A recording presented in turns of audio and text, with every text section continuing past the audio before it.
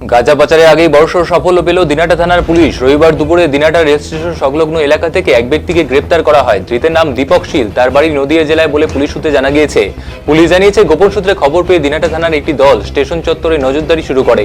সেই সময় সন্দেহজনকভাবে ঘোরাফেরা করতে দেখে ওই ব্যক্তিকে আটক করা হয়। তার কাছে থাকা দুটো ব্যাগে তল্লাশি চালাতেই চাঞ্চল্যকর তথ্য সামনে আসে। ব্যাগের ভেতর থেকে মোট 16 কেজি গাঁজা বাজেয়াপ্ত করা হয়। পরবর্তীতে দিনাটা থানার আইসি বুধাদিত্য রায়ের উপস্থিতিতে গাঁজা বাজেয়াপ্ত করা হয় এবং ধৃতকে জিজ্ঞাসাবাদ করে জানার চেষ্টা চলছে এই বিপুল পরিমাণ গাঁজা কোথা থেকে আনা হচ্ছিল এবং কোথায় পাচার করার পরিকল্পনা ছিল। এই ঘটনায় একটি বড়সড় পাচার চক্র যোগ থাকতে পারে বলে অনুমান করছে পুলিশ। পুরো বিষয়টি নিয়ে তদন্ত শুরু করা হয়েছে।